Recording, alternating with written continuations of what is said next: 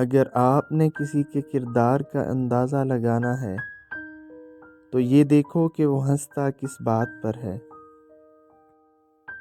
محبت کا سبق بارش سے سیکھو جو پھولوں کے ساتھ ساتھ کانٹوں پر بھی برستی ہے۔ محبت ہو جانا یا مل جانا اہم نہیں ہوتا، محبت کو زندہ رکھنا اور عزت دینا اہم ہوتا ہے۔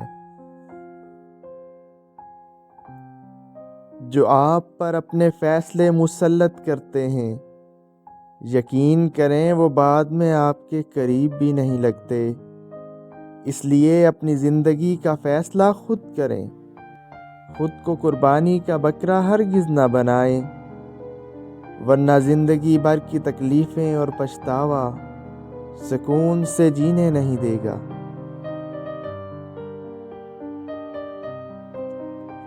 ہم زندگی میں ضرور کامیاب ہوں اگر ان نصیحتوں پر عمل کر لیں جو ہم دوسروں کو کرتے ہیں۔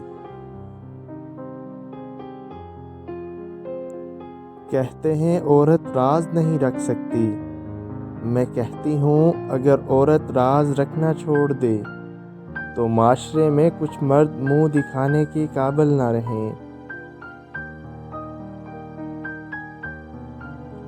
اگر اللہ نے وہ لے لیا جسے کھونے کا تم تصور بھی نہیں کر سکتے تھے تو یقیناً کچھ ایسا بھی دے گا جسے پانے کا تم نے سوچا بھی نہ ہوگا۔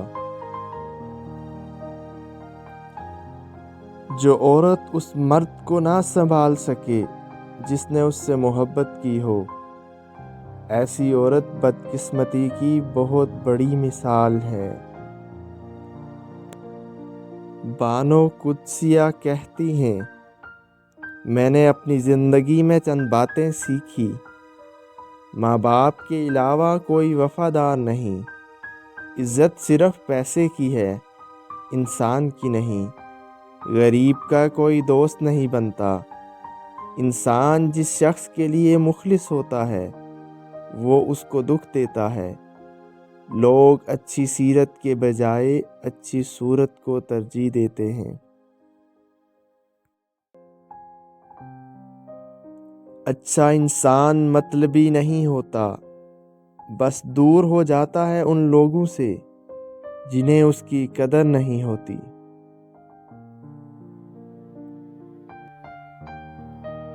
کسی بے قدر شخص سے کی جانے والی مخلص محبت آپ کو ساری زندگی کے لیے ذہنی مریض بنانے کے لیے کافی ہوتی ہے۔ جب کوئی عورت آپ کو نظر انداز کر رہی ہو تو اس کا یہ مطلب نہیں کہ وہ آپ سے نفرت کرتی ہے، اس کا مطلب ہے اس کا دل دکھا ہے۔ اللہ جب کسی کو اپنی طرف لانا چاہتا ہے تو اسے کسی کے ہاتھوں سے ضرور توڑتا ہے تاکہ اسے احساس ہو جائے کہ اللہ کی محبت کے علاوہ سب محبتیں فنا ہیں۔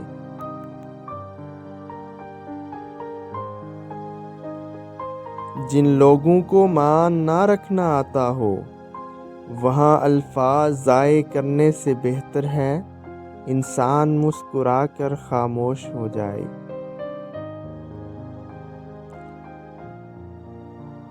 بات محبت کی نہیں ہوتی، بعض اوقات بنا محبت کے آپ کسی کے اتنے عادی ہو جاتے ہیں کہ وہ عادت محبت سے زیادہ جان لیوا ہوتی ہے۔